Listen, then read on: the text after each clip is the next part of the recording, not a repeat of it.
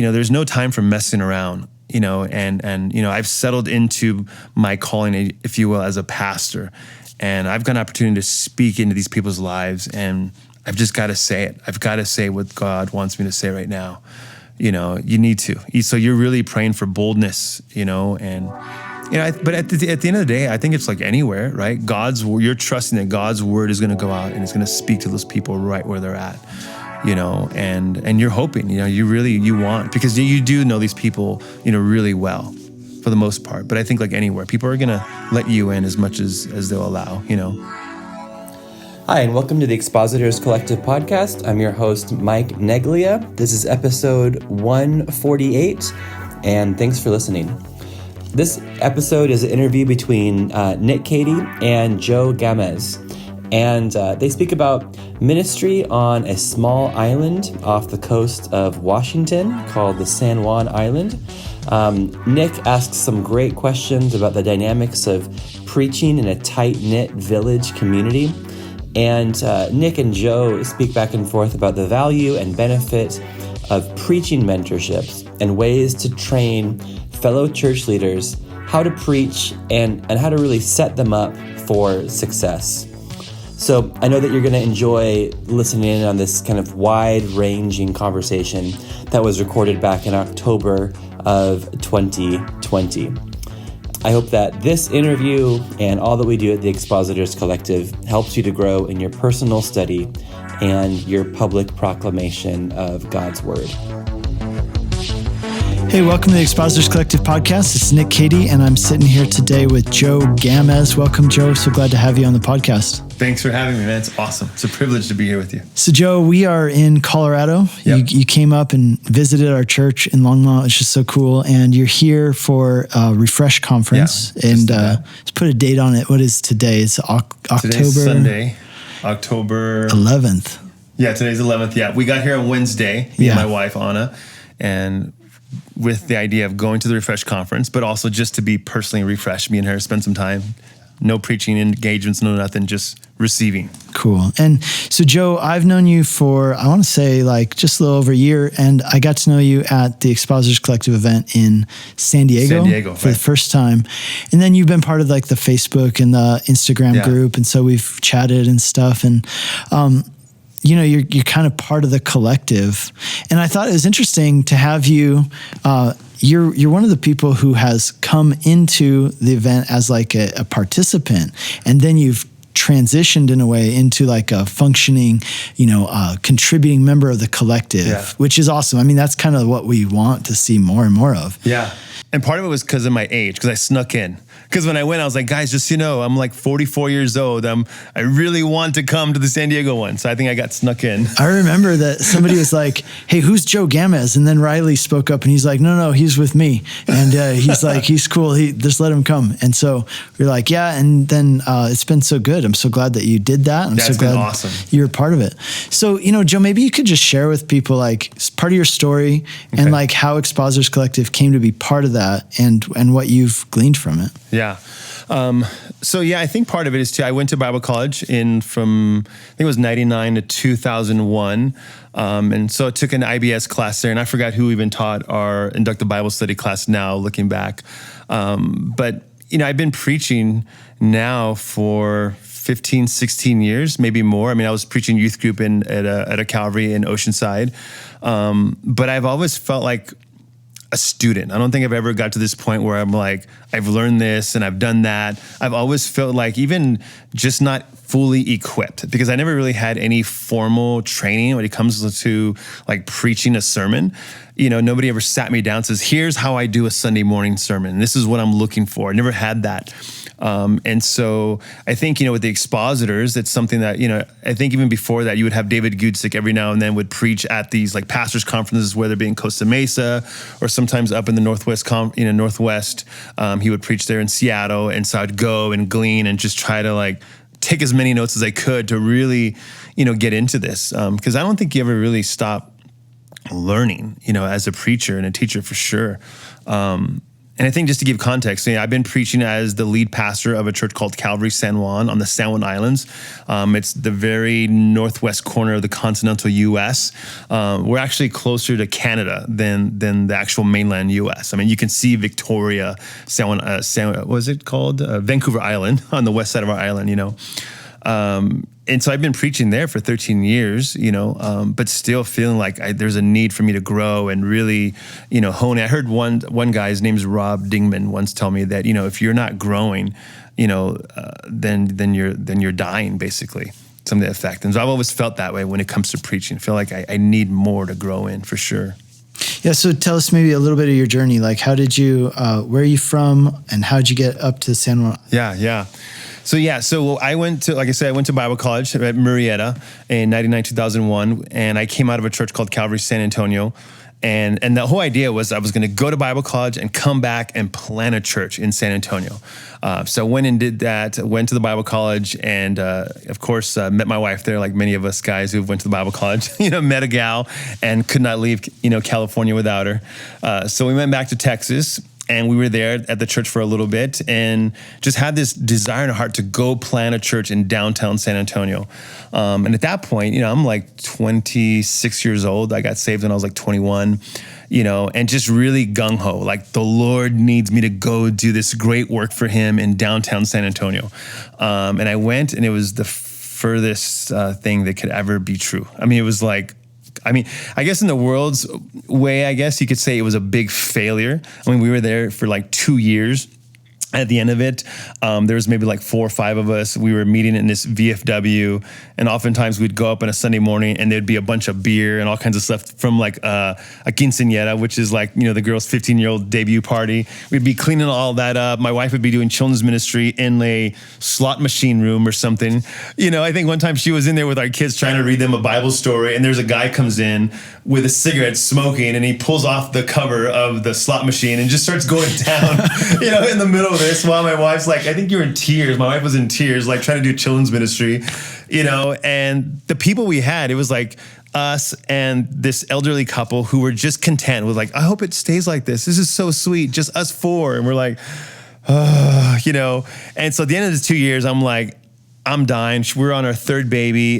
She had to be on bed rest at the hospital. I'm like managing a Starbucks, assistant manager. And like, I started drinking again in the middle of that. And I'm like, I called my pastor. I was like, look, if I don't quit this church plant, like, I'm going to quit the ministry. I'm going to quit being a Christian. I don't even want to be a pastor anymore. So he was like, come home. And it was the best thing ever. It's like God needed for me to come to an end of myself, I think. This great work, I'm a young guy, and I realized like, no, God doesn't need me, and that church plant really was about being humbled, totally being humbled, So we went back, and then just the Lord I think after about a year and a half of just like, we're just going to do children's ministry, and I'm cool with that. I don't even need to be called Pastor Joe. I mean, the South is a real big thing as far as like titles, like everybody says yes sir, no ma'am. Everybody says Pastor Joe. I just didn't care about that anymore. It's like, I don't even want to be a pastor. I'm just going to serve in children's ministry. We'll teach kids the Bible, and we'll just do that. Tim Keller has this thing that I read once. He said, if God is sovereign and he loves you, then sometimes that might mean that he calls you to do things which are not going to succeed because he loves you. Ooh. I thought that was just such a paradigm shifting kind of pointing question or pointing idea. And it kind of like what you're saying, right? Like, maybe it wasn't just like a fleshly thing of yours to go to downtown San Antonio. Maybe it was exactly what the Lord was calling you to do. And it wasn't necessarily meant to succeed in the way that you thought, but it was a work that he was doing in you. And apparently those older people thought it was awesome too. So. They thought it was awesome. And we were just like, okay. But it was good for us. Looking back, it was good for us. We needed it to happen. Looking back now, we realize like, that was good. That was good. So you end up moving up to San Juan Islands. Kind of like the polar opposite of San Antonio, Texas. Oh, totally. Totally. Population, culture, everything. San Antonio was like, at that time, back in 2007, it was like 2.7 million or something like that people. And so, my wife is from Seattle area. And so we went over there one year for 2006, the summer, just for vacation and really to pray. We were like, let's take a road trip, before school starts again. I was also teaching at the academy they had there, and we're going to pray and just seek the Lord, really feeling a sense to go to go plant a church or something. And so we went to the island, kind of a last minute thing. My in-laws were like, hey, we're going to go to the San Juan Islands. We're going to go camping. We've got some friends that have some property there. So we went. It was really cool. I mean, for me, coming from Texas, that was huge. I mean, just, the water, the mountains, the whales, the Douglas fir trees. In San Antonio, we have tree shrubs or something, So seeing all these, Douglas fir trees, just gorgeous and beautiful. So we went there and it was awesome, enjoyed it, and came back home and just thought like, okay, well, that was cool. I guess maybe the Lord's not sending us anywhere. So we didn't feel like the Lord answered our prayer. And so we went back and just kind of went back into it, went to the school and just teaching and helping out wherever we could. And then like a month later, my mother-in-law emails me and says, hey, remember that church we visited at Calvary? They're looking for a pastor. And it was one of those things, like I just knew in that moment, like that was the answer to my prayer. Like that's where God was sending us. Have not even called the pastor, didn't know anyone there. We just knew that that's where God was calling us. And so I came home to my wife, said, hey, I think the Lord is calling us to San Juan Island to go pastor that church. And she got excited. Like then that was like, okay, that's a green light. My wife got excited. She's not rolling her eyes. She's not like bawling or anything, or just like, what are you doing? You're nuts. It was just like, she got excited. And that was October, and at that time we called the pastor up and he was like, who are you? Like how did you hear about us? He was really confused. Yeah. You're like, hi, this is Joe and I want to be your pastor. Yeah, I want to be your pastor. Can I have your job? And I think just kind of thinking like, okay, yeah, we'll mail you a packet. And then he probably figured he would never hear from me again, And I got this 40-page envelope in the mail from CCOF. It was the old CCOF, to get affiliated. And I just had like a burden, like to fill that thing out. It was just, I filled it out, sent it right back in. And then probably like in December, the principal of the school comes into my classroom and he's like, hey, there's a guy from an island wants to talk to you on the phone. And I'm like, that's the church, And so I went and we had a conference call with the elders. And then, January, they flew me and my wife up there. I think we were pregnant with baby number 4. Yeah, baby number 4. 4 of 7 children that we now have, presently. And we just knew. We went up there, we preached a Sunday morning, and it was like a snowstorm. It was like 2 feet of snow, coming from Texas, and none of that deterred us. We just like, this is where God has called us. And so we went back, told my pastor, and he was like, you should go now then. You should just, there's no point in waiting. That was like August when they're looking for pastor. It's February now. January now. You need to go. And so February 2007, we packed up our little minivan and drove up to San Juan Island, Washington. And wow. I've been there ever since. So 13 years now preaching in San Juan Islands. Now, so that's a small population, like you said. Like 12,000 maybe year round. Right. So, do you see a lot of the same people? Like, people? Oh, yeah. Like now we know everybody. Yeah. Even that when we sent up the packet, they lost our packet. So I called the post office. And at the time now, a guy who's a part of our church now, they're like, Ron, have you found some packet from Texas? And I'm like, this is the post office. Like, what's going on there? Oh, yeah, it's sitting on this shelf. Yeah, we'll get it over to Steve, who was the pastor. And I was like, dude, where are we moving to? This is nuts. Like the post office. There's no like, please hold the line and wait for this, listen to this music while you wait. It was none of that. It was like weird, wow. And so, we went, and I think we got there and everybody talked to us like 2 inches away from our face. It was just really culture shock. Talk about culture shock, And so, 13 years later, if you were to go into town with me, it would be like, I'm Mr. Popularity. And it's not that. You just get to know everybody. I know people at the grocery store, at the hardware store, Friday Night Lights is a big deal. All these, people go to the football games on Friday nights. Everybody knows everybody. We've got families in our church that have been there like 7 or 8 generations. Wow. Like they've lived on the island. They're a 7th generation islander. Wow. It's crazy. So how does that affect the way that you preach? Does it affect how you preach to people with that familiarity? Yeah, it really, I think preaching and even like, church discipline, if that's still a thing, you really think twice about what you're going to say. Because maybe in some of these bigger cities, you might get visitors, you might not ever see them again, or maybe you're preaching in a big church. The church we came from at the time was like 1,000 people. and you can say things and it's kind of just blanketed out there, so to speak. You're scattering seed. Here, it's like you're saying things and there's people that, I could imagine they're like, that's me he's talking about. You know what I mean? It's so tight in that way. So it definitely gives you a boldness and a little bit more of a clarity of what you're preaching and how you're applying the text, for sure. For sure.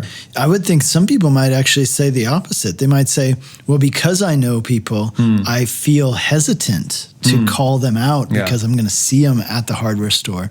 I'm going to see them at this place, and I need to be worried about what these people think about me because my reputation matters in a small town. But you're saying just the opposite. Yeah. Well, because definitely now you're realizing, especially in this time right now, I think one of the speakers at the conference we just went to said, crisis brings clarity, right? And I just think that's such a good thing, even for our island. It's like, there's no time for messing around, and I've settled into my calling as if you will, as a pastor. And I've got an opportunity to speak into these people's lives, and I've just got to say it. I've got to say what God wants me to say right now. You need to. So you're really praying for boldness, and, but at the end of the day, I think it's like anywhere, right? You're trusting that God's word is going to go out and it's going to speak to those people right where they're at, and you're hoping, you want, because you do know these people, really well for the most part. But I think like anywhere, people are going to let you in as much as they'll allow, Well, so let's talk about Expositors Collective. Yeah. So you came out to San Diego, and you got some things out. I mean, what would you say that as a recipient or a participant was kind of your biggest takeaway from Expositors? I think definitely for me is the structure of Expositors, right? Because I guess you could say by nature I'm like ADHD in a way, right? Like my grandma, before there was Ritalin, like she would give me a cup of coffee. As soon as I came over to the house, like grandma gave me a cup of coffee because she knew that coffee was a natural Ritalin, right? And that would chill me out and I could color for hours. And so in that kind of way, even with my preaching and trying to form sermons, I found myself just being distracted all the time. I'd go to a whiteboard, or I'd go to a yellow pad, or, I'd go to scratch pieces of paper, and sometimes my sermons were like hit and miss. Sometimes they're good and they're awesome. And there's times when I was confused by what I was preaching. I don't know if you've ever had that experience where you're like, what am I even saying right now? My mouth is moving and sounds are coming out, but I don't know where I'm going with this, And so Expositors definitely gave me like structure. It gave me a framework to just a start and finish, and I need that. Like over the years, some of the best things that have helped me grow is when there's structure and I can put myself into that and then just kind of own it and then grow with that, which has been huge for me, And so Expositors done that, looking at what's the big idea, because that was always like, how do I attack, because I think for a long time, we just kind of like took for granted that we're in Calvary, so to speak, and you just verse by verse. And I feel like a lot of times it became kind of just like you'd say a verse, speak a little bit, say a verse, speak a little bit. But I just had a sense that there's got to be more to it than just that, and feeling inadequate, So this gave me some kind of like bones and structure to how do I look at this text? And I think sometimes I would stumble upon it, but nothing that really would stick. And so there's a part of me that's like, well, man, it's kind of embarrassing because at that time I'm like, a 44-year-old man. I've been preaching at that point for almost 12 years, and I still felt like I wasn't really making the traction or really connecting in a way that I think was really hitting home for people. And probably it was because over the years, I would get compliments and like, hey, that was a really good sermon. And, that was awesome. But I think for me, this is where I was at now and where I really needed to grow that, God was highlighting. So Expositors definitely helped me in that, looking at the main idea and how do I bring that text back to Jesus, and looking at those points and so forth. And just, it was really good. I remember years ago, there was a guy in my church. He was a pastor who retired on the island.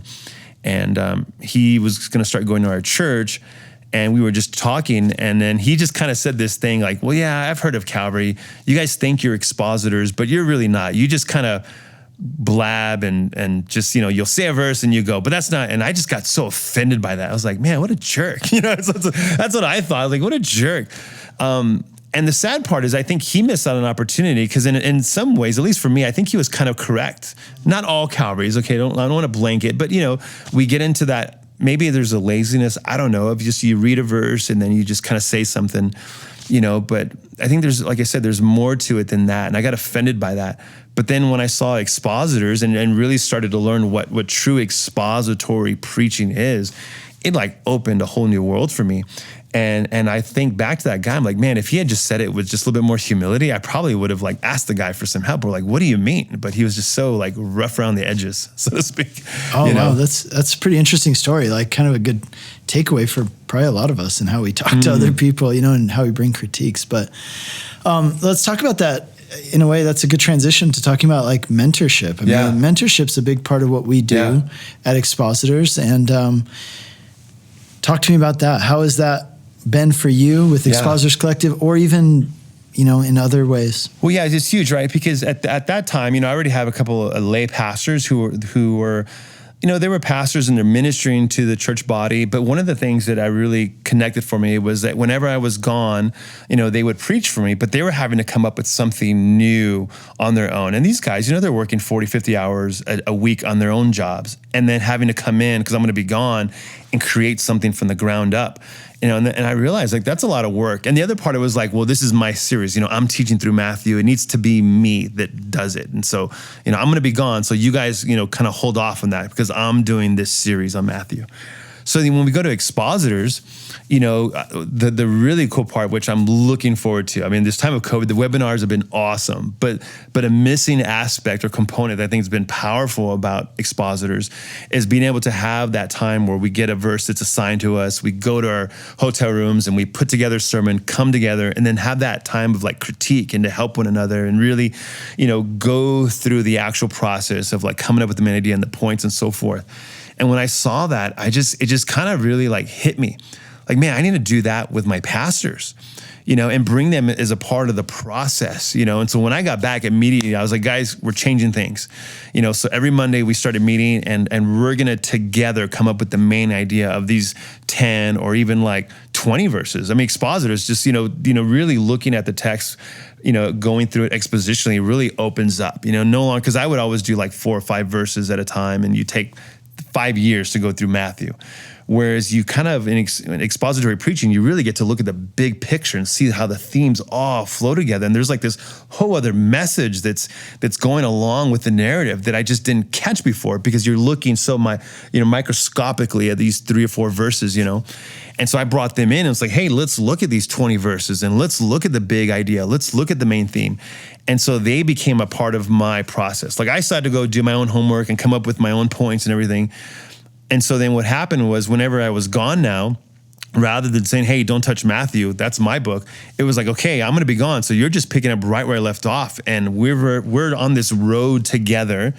And so they've already they're a part of where we're going in the text and how the Lord is speaking to the fellowship. And so all that hard work is done already. They come up with the theme, they'll preach it, and then I'll listen to the sermon or I'll watch it if I'm off somewhere, and then I'll critique them. And I took that from Expositors, and it was awesome. It became such a thing, but a byproduct, especially applying that model in the local church, is that these guys started really owning not just the preaching, but all of a sudden, like even as pastors, they really started taking a vested interest in like the people and ministering to the people. It just became, and then the people could truly see, I think in a good way, that it wasn't just about me.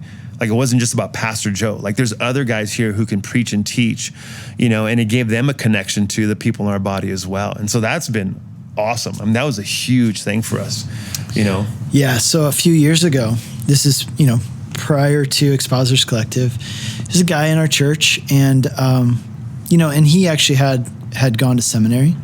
Now, and I said, oh yeah, this guy, surely he'll be a great preacher, right? Yeah. So I was gone one week and I asked him to preach, and I listened to it afterwards, and it was just so bad. Like it was really bad. And other people told me like, that was really bad. Don't let that guy preach again. And that's what I said. I said to somebody on our staff, I said, I'm never letting that guy preach again. Wow. And this guy on our staff, to his credit, right, our administrator, he goes, well, how'd you expect him to succeed if you never taught him how to do it? Ooh. And I'm like, ouch. Yep, that's correct. And I don't have an answer because you're right. Yeah. And I was like, well, great point. Yeah. You know? And then, here's the other thing that happened with that is that next time I did give the guy another chance, and he did better, by the way. Yeah. But I said, okay, now we're going to get together and we're going to talk about the message and like prepare a little bit together. Yeah. Now, but this guy, now he kind of took offense at that because he took it as you didn't like what I did before. And so now you're going to like show me how it's done. Ooh. And you want me to do this. And it didn't come across very well at all. Oh, that's a bummer. And and then I realized that the whole way we were going about it was not useful. Because, this guy gets the chance to preach once every year, 2 years. You can't, it's hard to be good at this. This is something you develop over time, right? There's a lot of skills involved. And so then I give him the chance. Then I, basically didn't like what he did, so I don't give him any more chance. Or if I do, then it comes across really like it's implied that I didn't like what he did. Yeah. Or that I don't think he's good at it. And so rather than going that model, what's happened over the last couple of years that I've been inspired to through Expositors Collective and through some other things which we've brought into Expositors Collective has been this kind of mentorship model where group preparation and people do it differently. Like what you're describing is a little bit different than what I do, similar, but the one common aspect is that there are people in the room with me other than me, and we're working together and they're being brought into the process. Yeah. So it's not just like, Nick goes in the room and shuts the door and appears like Moses with the sermon. Yeah, look at this. Good. Now they see how it works, right? Yeah. It's like going into the sausage factory and seeing how the sausage is made. And as a result of that, now I'm training multiple guys at the same time.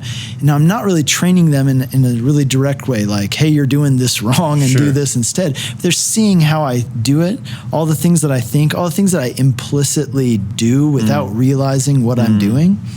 And then they pick up on that, kind of like what you're saying with your guys.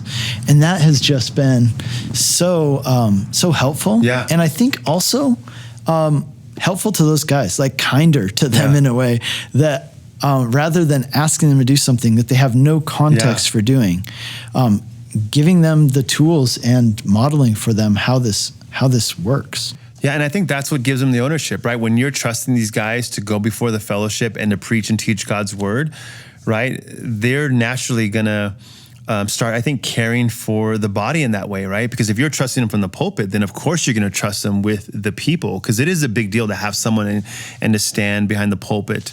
But I don't like that. I think in some ways there's been like this thing where the pastor, he, like you said, he goes into this room and the Shekinah glory falls on him, and then he comes out and brings his word, and it's just like, no, like this is my role in the body of Christ. God's called me to preach and teach, and if I expect these guys to learn it, you've got to give them an ability to be able to do it, right? And then it becomes real organic, the criticism, because it's like you said, it's not coming out of nowhere.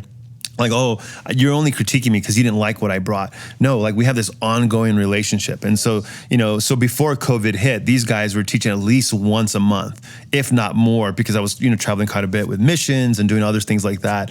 And so it became pretty regularly. So one of them was teaching at least once a month, and they would just alternate. And so that's awesome because I've seen them grow. I've seen them kind of hone in. Both of them were going to Bible college at the time. So before that, you could see that they were trying to bring their Bible college into their sermons, and what they're learning, which is good. But a lot of times it didn't fit the text, where the text was going. And so now I've seen that kind of fall to the wayside, and they're really invested in the text and really, gleaning from it, and it's awesome. And again, to make sure that it always comes back to Christ, right? It always falls back and points to Jesus, which has been huge for us as well. And that the whole mentorship thing, part of our process is that I'm inviting their input. Yeah. And I think that means a lot to them. So in our group, we have at least one guy who doesn't come in person right now because his wife is at risk. And so that he's staying home and watching. And yet he's still part of the group, still an active participant, because he's contributing things that actually end up in the sermon. Now, I don't accept everything, right? Yeah, sure. But that also kind of teaches them, okay, well, why did he take this suggestion and not that one? Well, there must be a reason. Things like that. So I felt that people are growing on that team. Like you said, the church benefits from it. Because it's not just like, well, this guy's just preaching because Nick's got something better to do or something. Yeah, right? exactly. Like, yeah. You're on their hair. And that's kind of the way I was like, like I said, no one ever came alongside. And I see now the value of mentorship and giving the guys a real opportunity to do it. And not just every now and then, but like a consistent opportunity, to do it. And the church is going to be better for it, because if like God were to call me on, let's say God were to call me on to the mission field or to plant another church, I feel like now, like the church would be in a really healthy spot. If God had called me on like a year and a half, 2 years ago, I feel like, would these guys know how to really do that and do it well? I mean, they could do it like I did. I fumbled through it and I learned and got some mentorships, but why go through all that? And so now I feel like the church is a lot healthier as a result, because that part, I never even saw that. I never saw the side benefit of what that mentorship was going to do, or pouring into these guys. And like, I'm just trying to teach them to learn how to preach the Bible, because that's something that I didn't get. So these guys need to do it, never knowing that it was going to have such a greater impact on the overall body, the church health even. Yeah, that was huge. That's really great. Yeah. And I think the other part of this is that, as an individual, you have a horizon of experiences and knowledge. And by bringing somebody else in, it broadens that horizon by, bringing other people in, whether they're mentors or whether they're people you're passing things on to. It's helping to broaden the horizon of the whole church and those people involved. So that's been really good. So that's been a huge, I think, takeaway, for Expositors for me, for sure. And then giving back. I want to give back. I mean, to me, I just see it as like that was poured into me, and I have an opportunity to pour back because, again, now I'm 45. I'm not getting any younger. And so I want to give back. I want to be able to help. And especially in that area too, when I always think back in my Bible college time, really just with fond memories, and I just want to be able to give back, to other guys. And this has done that, and I've developed some mentors over the years too, that have really helped mentor me. And then it's just taught me the value of not just mentoring my guys, but just pouring into other pastors who are just getting started as well. I mean, it's such a huge thing. That's like the biggest contrast between when I tried to do that church plant in downtown San Antonio. I really isolated myself.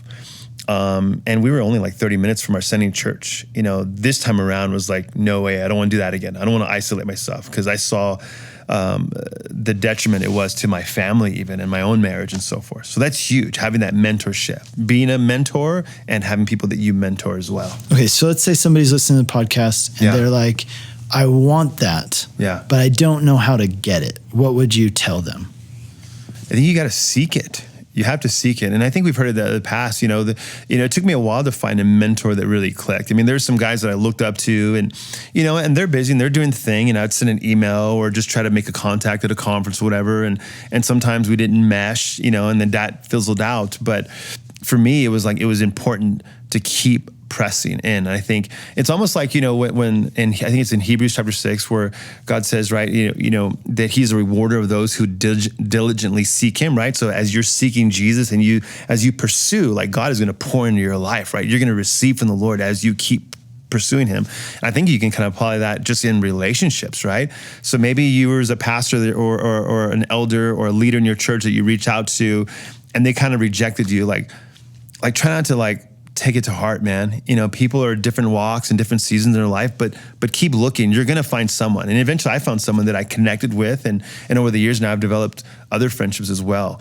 But you need that. Don't just give up. If one or two ignore you, keep going, and you'll find someone that you gel with, that you connect with. And it definitely needs to be somebody, I think, that you respect. Someone, I think, not just a peer, right? I mean, there's definitely room for peer groups and stuff, but definitely somebody that you respect, that you look up to. And that if somebody were to critique you, that you would take it. You wouldn't be offended by it. Someone that that genuinely cares about you, so that when they give you a little feedback, because even in my mentors, it's always been good, but it hasn't always felt good when I've gotten that critique, if you will. Yeah. And so you need that. We need that in our lives. Oh, that's really good. So, Joe, I'm going to wrap it up and just say this. How can people get in touch with you, follow you, listen to your sermons? So they could go to, I think, CalvarySanJuan.com. That's our church's website. But our sermons are on iTunes and Spotify, and you can look for it under Calvary San Juan Island. And that's an important one because there's another Calvary San Juan in Capistrano. We often get confused sometimes with that. So we're Calvary San Juan Island. You can follow me on Instagram. I'm PJ Gamez8 on Instagram, and there's links to our church there as well and so forth. Cool. Hey, Joe, thanks so much for being here and being part of the collective. Yeah, my pleasure. It's awesome. So glad to give back in this way for sure. Okay, well, thanks very much to Joe for sharing about his life story and the ways even that this podcast and how the Expositors Collective have helped him to grow as a preacher, a teacher, and a leader. Nick and him are both part of the Expositors Collective Facebook group. And I want to say that you're invited as well. So if you search on Facebook for the Expositors Collective, there's a public page, and then there's a private group.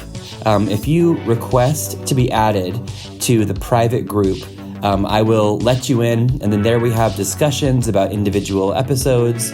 People frequently ask for advice or answer discussion questions, and I want to say it's a great way to continue this conversation, and that you get to participate and continue growing. So you're invited to join the Expositors Collective Facebook group.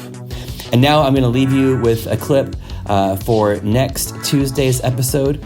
A fascinating conversation with a really well-informed guy by the name of Robert Ferguson, speaking about the value of storytelling in the preaching experience. So I'm going to leave you with a clip, and I'll see you next Tuesday for the next episode of the Expositors Collective podcast.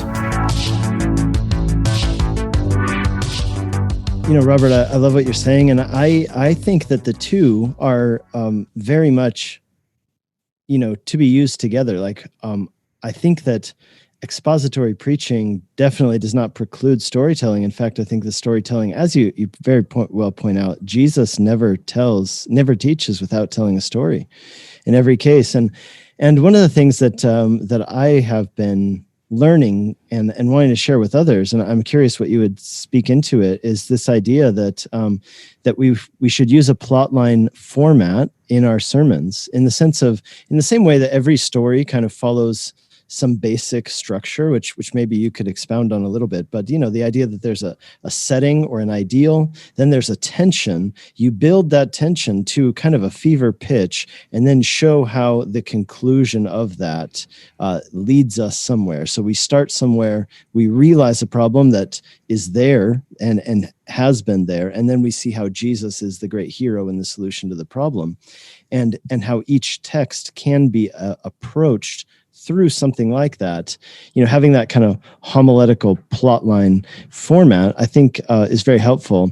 And one example that a friend of mine pointed out, he said, if your child ever asks you your child's ever asked you to make up a bedtime story on the spur of the moment, and if you've ever tried to do it, you can do it poorly, because if you just tell some facts, like there was a princess and then she did these things, well, that's not really a story. That's just some facts about a princess, right? A story has to have a problem and a conclusion, and it takes you somewhere, and then there's a new reality based on that. So I would love to hear from you about this idea and what you think, why you think it's so, I guess, integral to the way that people learn.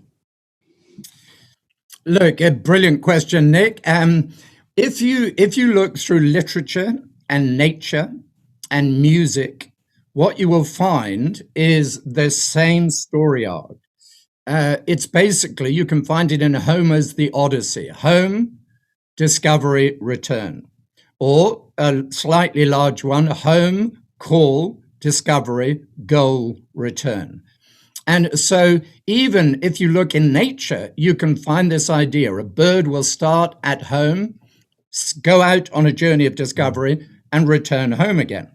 So that is a classic story arc, and you can find it in The Lion King. Simba starts at home, there's a call to become king. He goes on a journey of discovery. He reaches his goal to become king, and then he returns, or the world is returned to the way it should be. You can see it in Star Wars. You can see it in The Lord of the Rings. It doesn't really matter what quest movie or book you read, you will find this story arc throughout. And so the reason that I use it is because people automatically engage with it.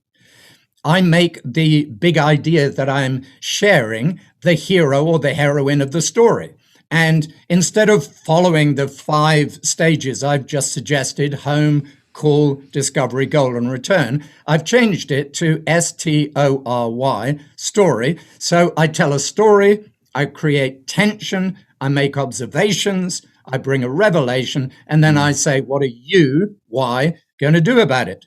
And so, as you say, absolutely, what I do is I do the whole of my message is a narrative, but the story at the beginning is classic storytelling, then the tension, very important for a postmodern generation, then the observation section is like a topical message, and then the revelation moment is an expository sermon, and then the you makes it fundamentally practical. So I'm actually using all the various skills of all the various books on preaching in one story arc. So I totally agree. It, I think, is a brilliant way of communicating.